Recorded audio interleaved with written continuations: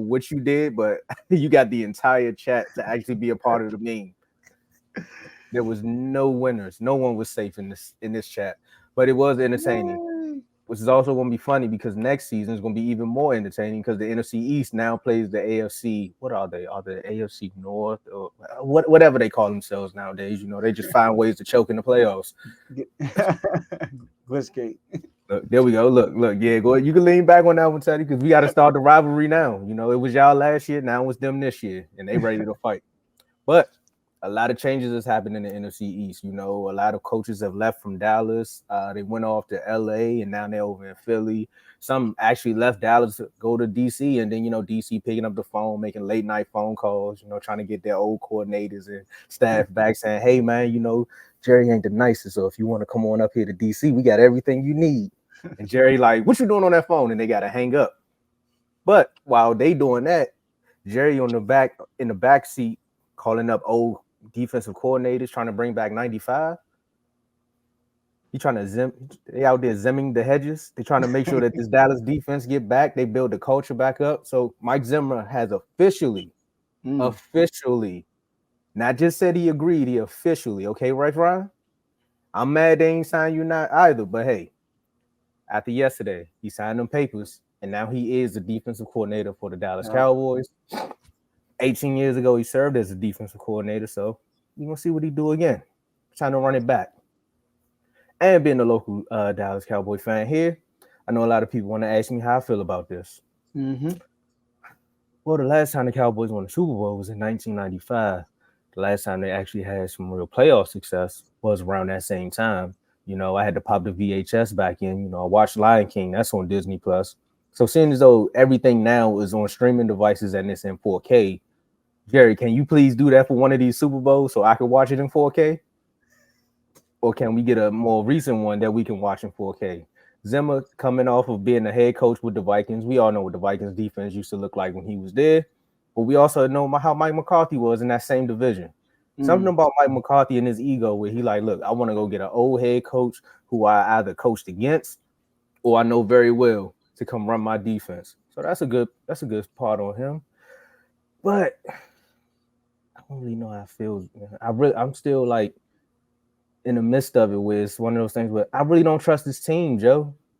But I want to also give y'all some good analysis on this actual signing because he does good things with defenses. Like I said, safeties. Think of the safeties from the Vikings. They had their first Caucasian safety.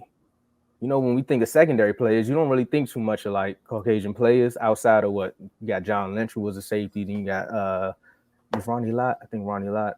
There's some other guys. I might be wrong with the Ronnie Lott, but there's some other safeties out there. But it's not that many. And then remember the whole I can't really say too much, but that bowl that they wanted to do. Okay. You know, that Players Bowl. Yeah. That tweet was wild. Hey, it started a lot of things. It was funny, but you think about things like that and you're like, I don't really know. But the one thing I do like about Mike Zimmer is the fact that he's actually going to get linebackers down here. He's not going to try too much of that hybrid stuff. He is good at stopping the run game. So that's one of the things. Also, what is he going to do with Michael Parsons? Because, again, you got this old-time coach coming in who has this old philosophy of where linebackers or pass rushers are supposed to play. But then you got this one piece who can literally play anywhere on the defense. I wouldn't put him in the secondary, but he can play linebacker. He can also rush the edges. That's some things you got to think about right there, too. Another thing that Zimmer came up with was blitzing that A-gap. Like he grandfathered that. So that's a good thing for Micah, too. So if you want to keep Micah at the linebacker position, to me, I think Micah pass rush is better when he goes straight past the center outside of trying to be on the edges. But we're really going to see. So for this, just bring some edge back for us. Not really, it's a bad time. This is like asking Dave how you feel about the 49ers yesterday. Because for me, with this team, the way they lost to the Packers, I just want to see them play next year. So, how you guys feel? Teddy? I mean, it's weird. I don't really like it. I don't like the move. He's 69, and his overall record as a head coach was 72-56, and that's okay.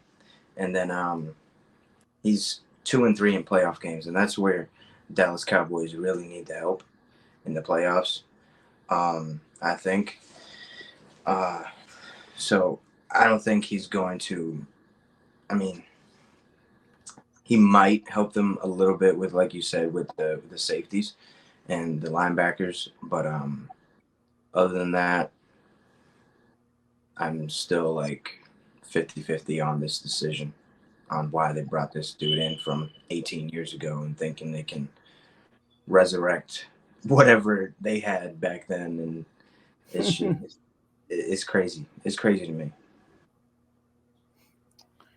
All right. So now, from the outside looking in, I don't like it. I don't think it's an upgrade from Dan Quinn. Let me say that. I don't think it's an upgrade for Dan Quinn. But I'm listening to Jerry Jones' comments, and remember Tomo last year when y'all went and got Brandon Cooks and y'all went and got Stephon Gilmore, and I was in the chat and I was like, y'all going all in. One was like, no, we're not. We're not going all in. Jerry came out and said this year they're going all in. Where's my All right.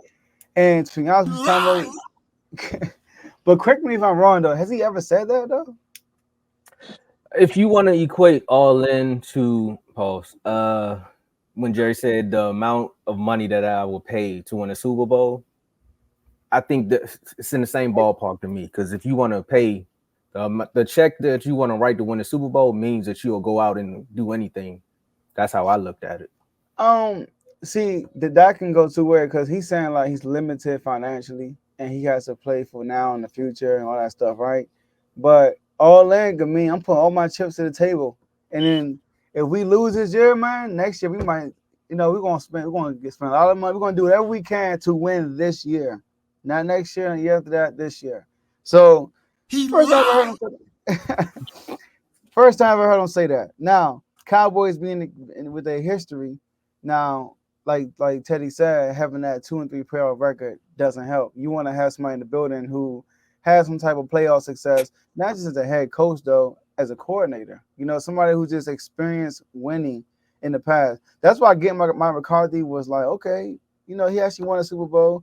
Dan Quinn, he got Super Bowl as DC wanted to, but I don't know. Like I'm looking at his stats, his numbers, whatever. And when he's with the Cowboys, he literally had, I think, one good year with the Cowboys. Statistically, as a defensive coordinator, I'm looking at right now defensively. Or he had 3 good years. Nah, this is not. This is the offense, the defense. Sorry. Okay, he had 2 good years. Yeah. Feel like this a bit. In 01, they were 4th in yards in defense. 2003, they were 1st in yards and 2nd in points. So in those only 2 years, everything else they were not even top 10. So in a few times they were bottom 15 in both categories. So I don't know. This is one of the moves is like I gotta wait and see. And I would say I trust Jerry, but I don't because he got passed. But them all in words telling me, okay, he trusts his dude. So let's see what I don't know. Let's see what happens. I don't know.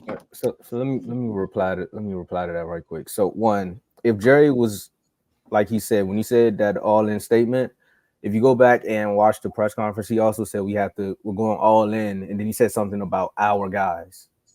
So that means there's a lot of people. There's a lot of people that's in house that contracts that need to be re-signed or restructured before we can even get the cap space. And there's a specific quarterback that everyone likes to rag on. $60 million on the cap. So if you don't restructure that contract, are you gonna eat the 60 mil? So if you eat the 60 mil, how many players can you actually bring in for this new defensive coordinator? So again, Jerry, you kind of like saying things that you're not making. You're saying things, but let's put it like this: your words don't match your actions. We need to see some actions.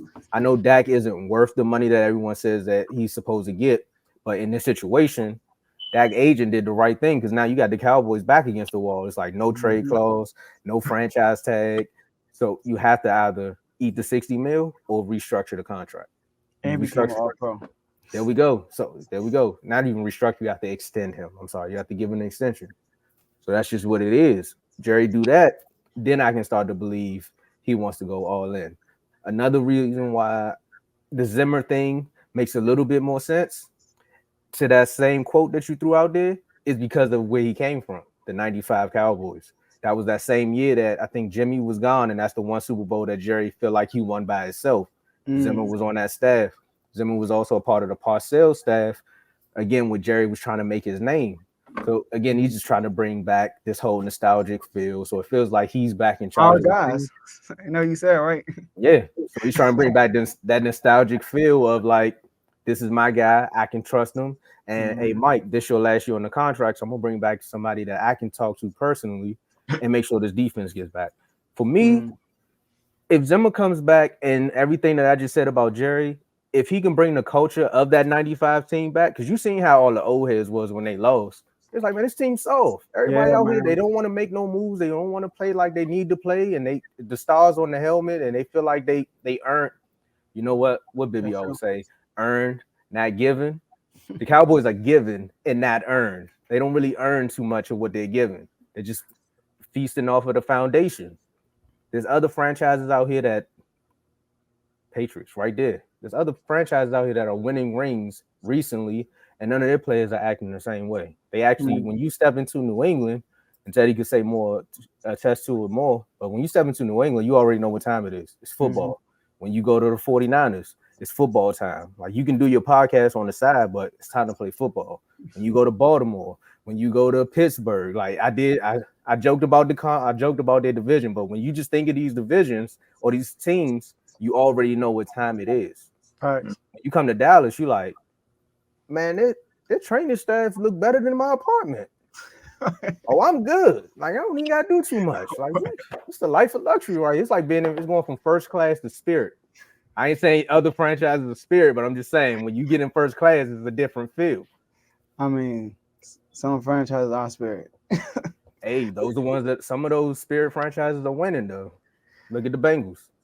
Hey, we're a Spirit franchise. Hopefully, we change the airline system. Trying to be JetBlue now. We're new ownership and everything. So, but I mean, out of the other candidates that was out there, I'll take Mike Zimmer over Rex Ryan.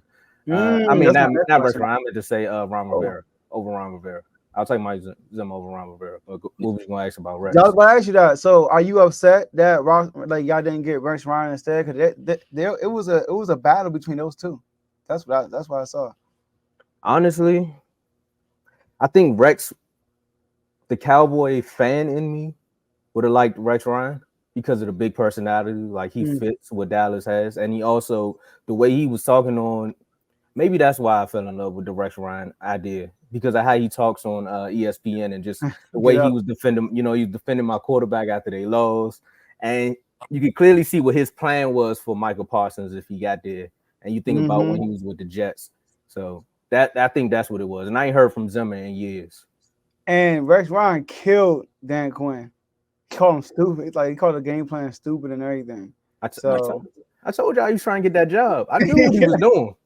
I knew exactly what he was doing, but I don't know how that would have worked out. The big personality in Dallas, like, it might have been good, or it might have just been a play for him to get back on the big stage so he can go be a head coach again. Yeah, see, now a Rex Ryan move would have been a move like, oh, they're serious, you know. But you know, it's kind of like that splashy move that would have made everybody like, oh, Jerry really bringing in this type of personality. Yeah, like, that's not how Jerry is, you know. But Zimmer, I mean, we'll see. Yeah, I mean, it's gonna be interesting. We already see how the division gonna play out. You got the draft and everything coming up, so I don't know. Future's bright from here. Do you know how many draft picks I got? We traded our 4th and our 5th, so I think we got 4 or 5. I think we got 4 or 5. Right. I think so, but they might trade those too. I mean, at this point, Dallas need to trade their 2nd round pick because they don't know how to draft anybody in the 2nd round. So, honestly, go get somebody. That was hilarious, man. I'm saying. They're a little better in our apartment. Hey, man, the players say it all the time, man. You got no state taxes, so much stuff down.